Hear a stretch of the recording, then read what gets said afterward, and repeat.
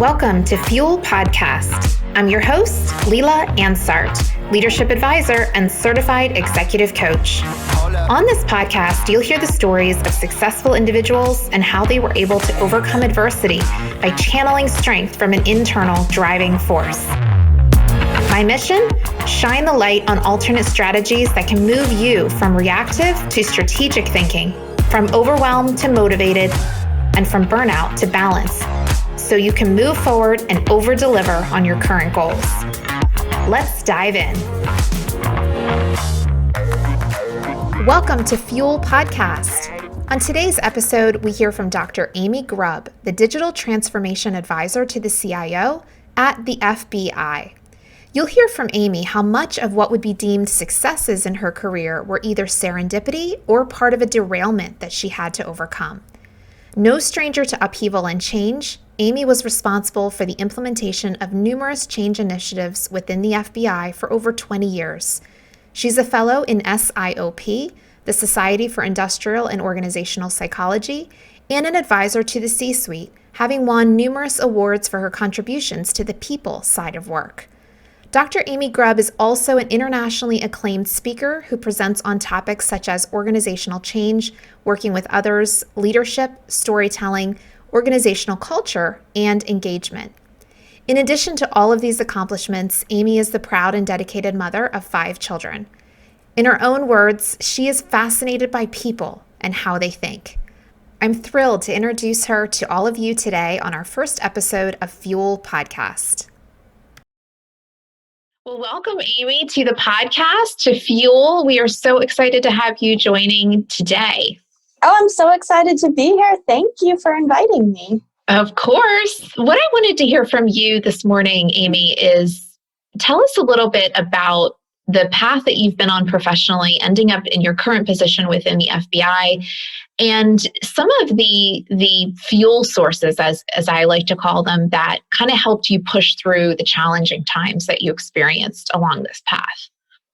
Yeah, it's so interesting because when I think back on my career and kind of like how I ended up where I am, well, right now I'm the advisor to our CIO on digital transformation in the FBI, and specifically the interaction of people and technology. And that, I mean, if you asked, 21-year-old me, what do you want to do when you grow up? Being the advisor to the CIO on digital transformation was like, that was not on my list of things to do. And when I look back, it's all a lot of serendipity, where I'm a very organized and driven person. And I'm kind of like, this is where I want to go and this is how I'm going to get there. And most of my choices and most of the things that have happened to me that were sort of the cool things were serendipity and part of a derailment at some point. So I ended up at the Bureau just totally accidentally. I was moving back to the East Coast from the West Coast, where my husband was stationed in the Marine Corps.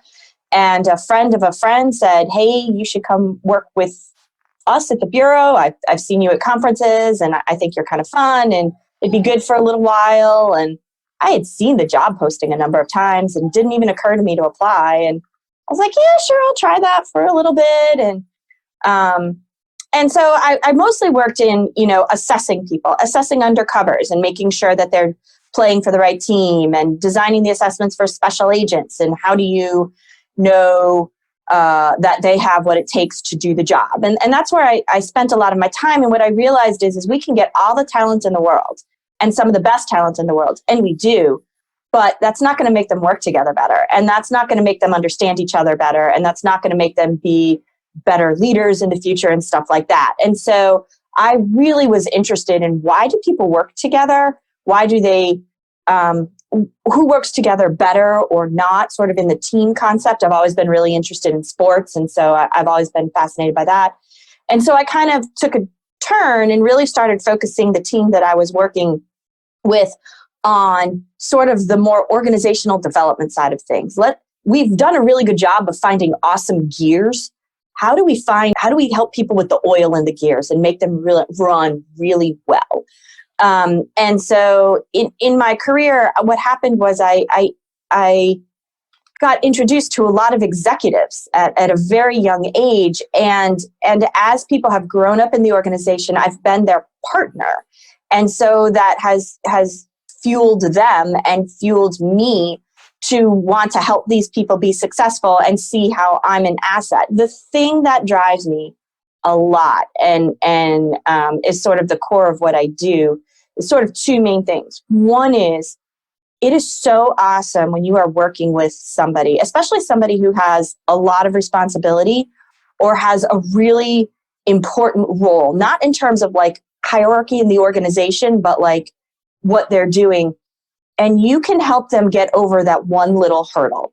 And their like eyes light up and they're like, oh, that's how I do it. And we used to joke that we called it like crack, like that aha moment where people are like, oh, I get that now. And this is how I can go forward, because most people I work with are awesome at what they do. Their tradecraft is, they are the best at what they do. I can't help them in that space, but over and over, no matter what organization you work in, that people part is usually what gets in the way. It's not that people don't know what the right thing to do is. It's not that people don't know technically what all the amazing things are that they should do. It's that that person has a different agenda, or that person has a different motivation, or that person is super hard to work with. And so I have this thing and it's awesome, but nobody wants to do it, or I can't get over the goal line. How do I do it? And when you give them tools and you translate things that are easy for you, easy for me, but complex for them into a super simple way, it's just so awesome to watch their eyes light up. And so that's something that really fuels me. And then the other thing is that I think that everybody who comes to work has a story. They're there for a reason, right? They have a journey that took them to where they are now. And even if that person is horrible to work with, even if that person is grumpy or mean or whatever, they have a dignity that should be respected.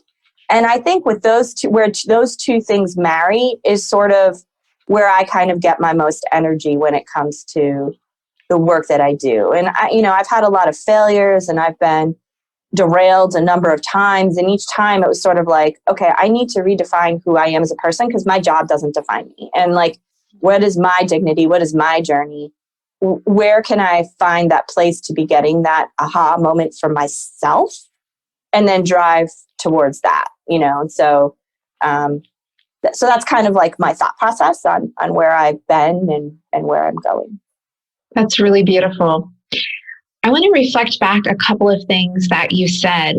First of all, you always come up with these amazing metaphors. I've listened to a few of your speeches and in our conversations. You said the people are the gears. And how can we make the oil to get those gears to work well together, to refine and develop that oil? That's such a great way of thinking about it. You said earlier, I don't know why they call them soft skills in the professional workplace, because really they're very hard. They're the hardest part of the job. And that's really the oil in it. To get those high talented people to do what they need to do while helping them to work together. It was interesting to hear you say that you get such joy and satisfaction from helping individuals with the tools to be able to get that aha moment and to get over that next hurdle. Additionally, you said everyone has a story and a dignity that should be respected. That's really something that I think can give us all pause at times and is a great tool to use. I'm thinking about myself and someone that irritates me, because we all have them, to stop and be objective for a moment and to say, hold on, this individual has a story. And I love the way you put it, and a dignity that should be respected. How do you think, you mentioned you've gotten derailed several times and you've had to go through a self-reflection on what your dignity and story was. Would you be willing to share one of those stories with us and explain to us how you got to that aha moment and came out with that answer? Yeah. So in working in that space, one of the things that that kind of came to fruition is that there were a lot of very powerful people in my organization who came to me for counsel. And being a psychologist and all, I had confidentiality and all of those sorts of things. But my boss didn't like that. And in a lot of ways was threatened by that. And that really surprised me, because my boss was somebody that I had been essentially a client of mine for a long time. And I had felt that we had built a very trusting relationship, and that I had proven that, like, I keep things very separate, and I have my own little role off to the side and things like that. And I had a team that I ran who did similar work and things like that. And my boss and one of my peers also did not like that people were coming to me as opposed to coming to him. And so they came to me and said, "You are no longer going to run this team, and you are no longer going to do this work. So you have to go figure out what else you're going to do, but it's not this." And I kind of saw it coming for a while. I'm sure there are other reasons why that happened, but that was the kind of the writing on the wall and what some people in the know had told me behind the scenes. And it was everything to me. Like, that was what I did. That's who I was. I was the consigliere to people. And so I took a step back, and I thought to myself, what is it that I really love about that? And I really do love advising people. And I really do love kind of being that motor, a guy behind the guy sort of thing. I really enjoy that. And I really enjoy the speaking part too. I was very good at speaking. And I don't mean to sound arrogant at that. Like, I'm not very good at a lot, but what I am good at, I'm really good at. And I'm really good at public speaking, which is a great way to get to the masses. And so I took that, and I went to a couple entities in the organization. I was like, hey, we could look really good if you had somebody going out there and speaking about how we take care of our people and things like that, and some of the programs that we put into play. And then I went over to, we had a big change initiative going on. And so I went over to those folks, and I was like, hey, a couple of my assignments have been reallocated, and we've worked together in the past. If you would like, maybe we can make an arrangement, and I can help you with this major change initiative that's going on, where we are really disrupting people's lives, and we can work through some of those things. And I kind of just went out there and sort of was like an internal consultant for people, and just decided that, like, being the head of blah, blah, blah, maybe that wasn't really what I loved anyway, because what I really liked was that people interaction and all of these sorts of things. And so I just was like, let me look at the work and focus on the work, and maybe rebrand the work and see where that goes. And what that led to was an executive who had been a client of mine for a long time. He was a little irreverent, and he was leading that major change initiative. And he's like, you know what? Just come work for me. Just come over. I'm going to, we had to reallocate resources and all that kind of stuff. And he's like, I'm going to bring you over, and you're going to work for me. And you're going to go do whatever it is that you used to do, because that's awesome. As long as you also do this for me, that's great. And so it was kind of one of those things where I saw where people's relationships and the oil piece of it can really make a difference. And I appreciated him recognizing the dignity in me, right? Because I was sort of damaged goods when somebody says, no, you're not going to be in charge of something anymore. That really hurts. And that becomes a story in the organization. And it was very hurtful. But for that person to be like, hey, you've always been fine with me, and I think it's good for the organization, so I'll take the risk and I'll take the responsibility. And so come on over. And it was good for me to get that validation. Not everybody does. I was lucky that that happened to me, and I appreciated that. And I took advantage of that, not like take advantage of it, but in a way that was like, I have a new opportunity. I have a way to do what I'm good at and add value to the organization. And who cares about the title? And it actually has led to, like, when people are ask me about my title, I'm like, I don't know, call me Contessa. Like, I don't really care what my title is, like, let's just do this. And I don't even care who I report to. We'll figure that out. Like, it doesn't matter. I'm here to do a job and to make you look good and help your work be successful. And so let's just do that. And so it was really humbling to be told what you're valued for. I personally, as your boss, don't find that valuable. And I am going to remove you and cut off all ties. That was extremely scary. But I still did have some control over some things. And look, that wasn't like an overnight thing. That took weeks of sulking and being sorry for myself and all that. But to have that realization of, I actually do have control in this situation. My career is not defined by other people. My career needs to be defined by me. And I need to start making choices for me and not worry about any of this other stuff. My good friend Sasha, actually, she was the one who kind of slapped me out of it, because she's like, what would Amy Grubb tell you to do? I actually don't know. And she's like, because the same thing had happened to her a couple months before, and she had sought my counsel on it. And she's like, let me tell you what Amy Grubb told me to do. And it was basically those things. And I'm like, yeah, I need to do that. And so it was nice to have a colleague who was brave enough to be like, hey, yo, get out of your funk. Yeah. And that we would have that relationship to be able to do that. So that is a really cool story. And I appreciate your openness and vulnerability in sharing it. I really like to give the real, kind of like you did. I find so many times when you're reading a book about someone's inspiring career path, overcoming a trauma or some horrific circumstance, due to levity, brevity, they shorten up the story in the part where the person is really down, in the dumps, like in a funk. So I really appreciate that you said it didn't happen right away. So let me just dive into that for one more quick minute, if you would, Amy. When you say didn't happen right away, I mean, what are we talking? Are we talking 3 to 4 weeks? Are we talking 12 weeks? I know for me, when I'm in my funk, first of all, there's just that initial stage where you're just like, ugh, everything sucks. And then you sort of move forward and you start to say, okay, I want to feel better, but I really have no idea how to do that. And that takes time. And, all the emotions that you're feeling in the middle of that end up skewing how you come across. And you're not coming across as your best self, which ends up making that change and that progression even a little bit more challenging because you aren't your best self in that moment. So if you would, give us a little bit of the real on what this actually looked like for you.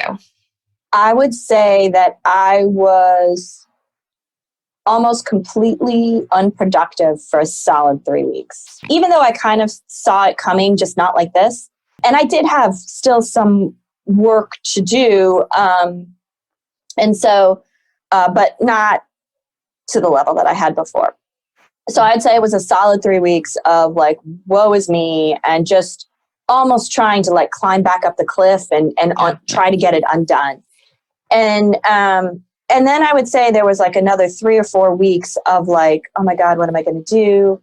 And how is this going to impact my career? And like, so that was sort of like not trying to bargain anymore, but like, okay, well, I have to do something. But I wasn't at the stage of like, oh, I can do this. It was more like, how do I survive? How do I not get bored out of my mind, lose my skills, but also like not damage my reputation further? Given this is a legend now that a couple people have decided to create about me. And so what I did was everything that I did those next couple of weeks, I made sure was amazing.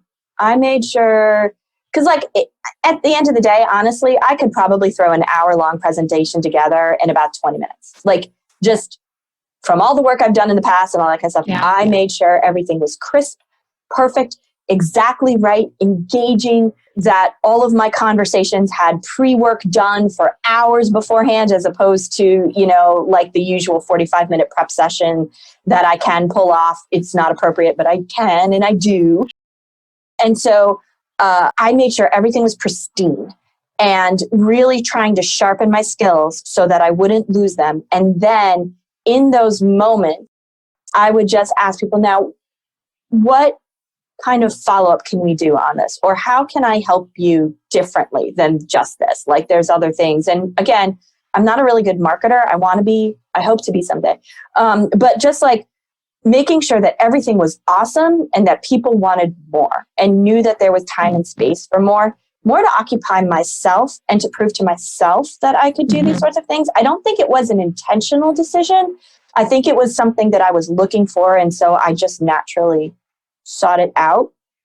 And I would also say that because I had my colleague who was going through something similar and was just a little bit ahead of the scale on me, she was the one who, after asking, like, what would Amy Grubb do, said, I do not want my story to be one of indignity, which is where my idea of using that word came into play. I don't want to be the person who screamed and cried.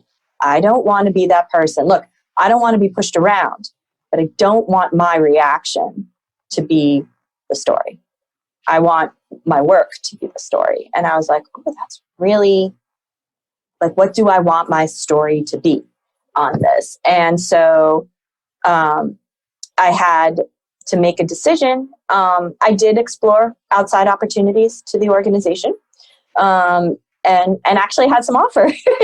But at the time, we weren't in a virtual world. And at the time, I had children just about to enter high school, and that was not a good mix. And so I had to make a decision for my family as opposed to my career. And I think that really helped because, like, look, I just have to do this for them. Like, I have to make this decision. It is not a decision that 5 years ago or 5 years from now that I would make, but I need them to be content, because if they're content, then I can do and figure out my stuff. And so that's kind of how it went. But I would say it was a full 6 to 8 months till I really got my groove back.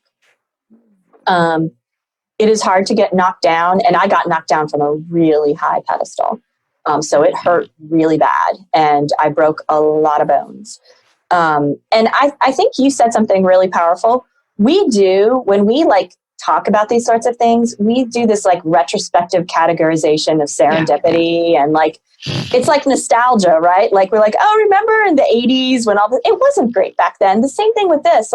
It was hard. It was awful. It was painful. I would never wish it on anybody else.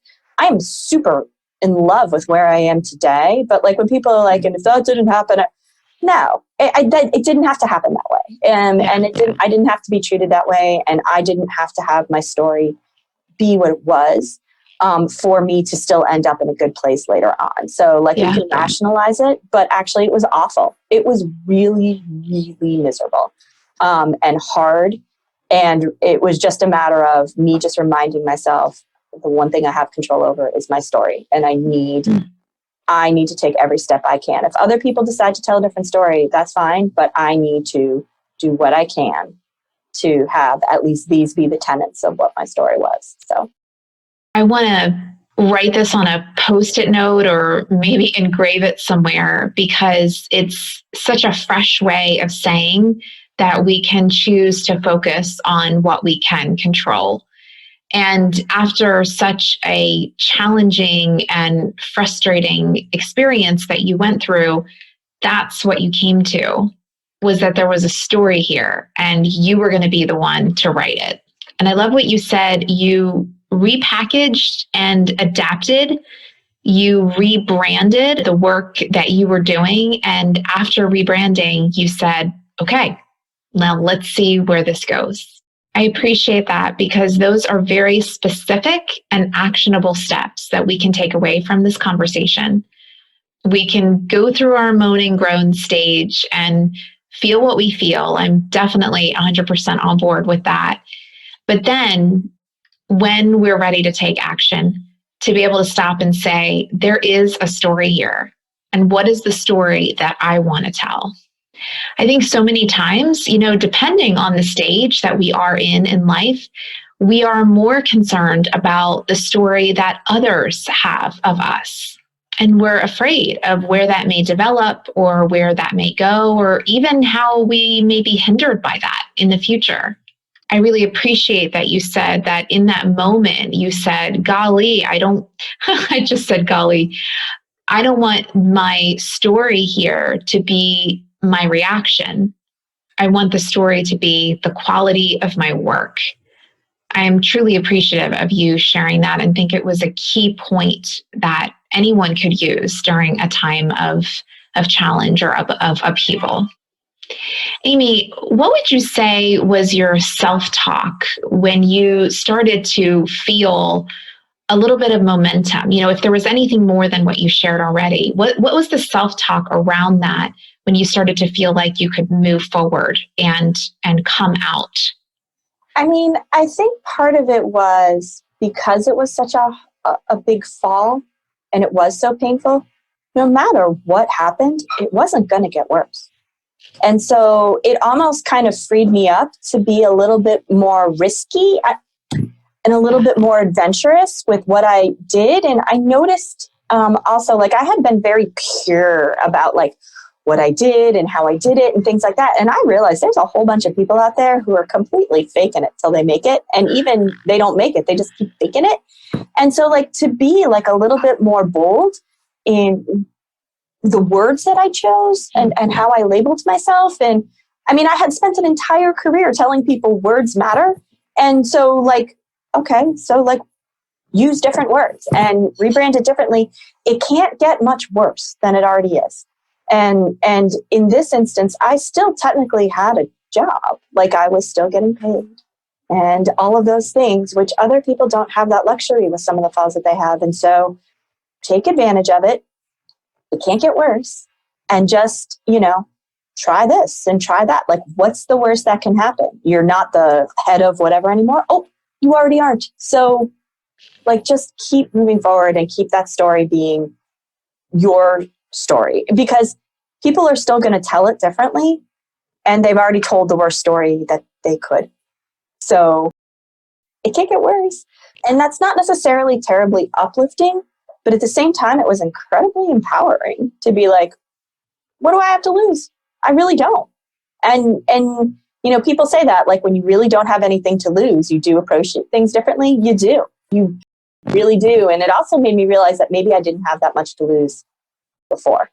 But not to dwell on it, more like, so as I move forward, what are the things that I'm going to definitively not step into? And what are the things that I'm going to kind of shore up before I do different stuff? But I didn't do a whole lot of other self-talk. I mean, again, I had my colleague, and I also was just like, I just need to go and keep my brain occupied. So focus on action, it sounds like. Yeah, definitely. I know with a lot of the clients that I work with, there is oftentimes an issue of clarity or a desire for clarity. And one of the things that is always helpful is taking action. When there's a question of, should I do this, or which way should I go? It's much more productive to take action and move forward. And then that is when the clarity clicks in. The clarity is either, hey, this is great, or, oh my goodness, this is not at all what I thought it would be, and I need to shift again. But there's really not much benefit in just simply stewing in our uncertainty.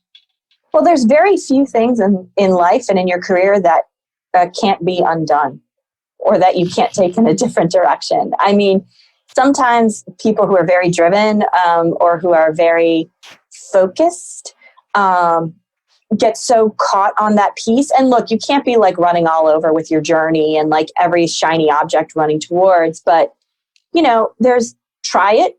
It may not work. You may find out that you like a part of that. Like you thought that this is what you liked, but it's actually you like this part of it. And then how do you expand that? And it's just a matter of like, each thing is like a step forward and then open the aperture, and then another step forward and open that aperture. And I think sometimes people see success as achievement or accomplishment. And I think that those are things that happen along the way. I did not think that a couple years ago, but I do think that now. Like the goal is not the accomplishment part. The goal is like, what does that open up for me? That is a means to something else. It's not the end. It is a means to another thing. And that always keeps you moving forward, for me anyway. That's great. Really, thank you for sharing, Amy. All right, so let's just totally switch gears here. What is something that not many people know about you? Well, you didn't know that I had 5 kids, but that is actually something that a lot of people know about me.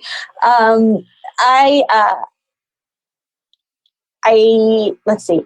I wanted to be a football coach when I was growing up, although a lot of people do know, because I'm like so into sports, that was a thing about me. I wanted to be a football coach. Now I'd rather be a GM, just because I would love like bringing all the personnel in and trying to make it work and stuff like that. I just think that would be fun. And I love sports and I love the idea of competition and all of that kind of stuff.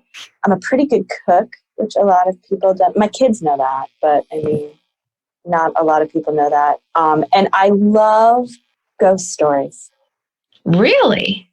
I love like those stupid like ghost hunting shows. They're so fun. I mean, I don't know like actually if there's ever such thing as ghosts, but like I love the history of it. I love the fun like aspect of it. I live in the Northeast, and so we have a lot of old buildings around here and stuff that are supposed like, I don't know like what I actually think about that stuff, but it's so fun. I don't know why. I don't like Halloween. And I don't like scary ghosty stuff, like that sort of stuff, but I love ghost stories. So the stories and the hunting, but not the gore of Halloween. And again, like I said, like I don't actually believe in any of that stuff. It's just fun. Do you find yourself analyzing the guests because of your background? Yeah, I don't sit there and do that, but like at the same time, I'm like, I wonder, like, oh, look at that, you know? Okay, here's another one. If there would be someone with whom you would love to have a conversation, someone alive currently, who would that person be? I'd really be interested in talking to Bill Gates, and not really about his stuff, like, you know, his technology stuff or his vaccines or any of those sorts of things, but like, he has such a unique perspective on life that I don't always share, that I'd really be interested in hearing how his brain works. And I'm only saying that because he's somebody that like recently I've seen and I'm like, oh, I wonder how he got there, like in his thought process. I'm always interested in how people get to what they're thinking. Like, I don't always agree, but it's really interesting that somebody has the history that he has, like how he ended up where he is and like what he's thinking about for the future. I think people who are thinking about the future are really interesting in terms of like, why is that what's on your horizon as compared to other people? So I think that would be really interesting. I would love to sit down with Jacinda, the Prime Minister down in New Zealand, because she just seems to have such a fun attitude about things and be like, yo, this is how it is. Like, she had a baby while she was Prime Minister. What is your secret? Like, what are those sorts of things? And I just, I also, so this is a weird one, but I have a neighbor. She's 2. And everything is so joyful for her. And I would love to just sit down and be like, girl, get me back to that stage in life and like help me understand like why that we're skipping today. Like, why are we skipping today? That's so cool. And like just get a little centered on that. It would be fun to just sit down with her for an hour. Actually, I could probably just do that later. Yeah, you probably could. I don't think you need a big connection for that. I love, though, how you just went from Bill Gates to the Prime Minister to your 2-year-old neighbor. It's just so much fun to hear how your brain works. I love how you could see that there would be value in each of those conversations.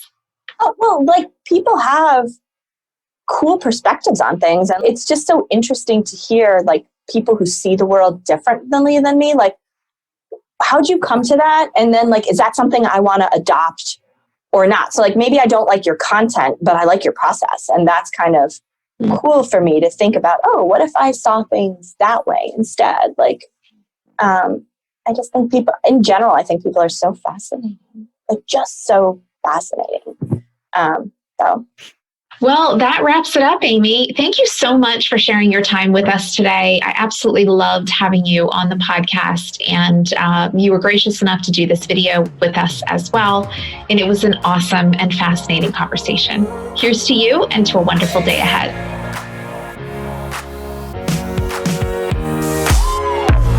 This podcast is brought to you by Leadership Impact Strategies. We help managers to become effective leaders so they can navigate uncertainty and create highly successful outcomes for their organizations. Like what you heard on today's episode? Come on over to our website where you can grab your free checklist for holding an engaging team meeting. whether it's virtual or not. Find it and other free resources at www.leadershipimpactstrategies.com/resources. Finally, don't forget to subscribe wherever you listen to your podcasts so you'll be notified when a new episode of Fuel Podcast drops. Until then, I'm Leela Ansart, and here's to you finding the fuel you need today.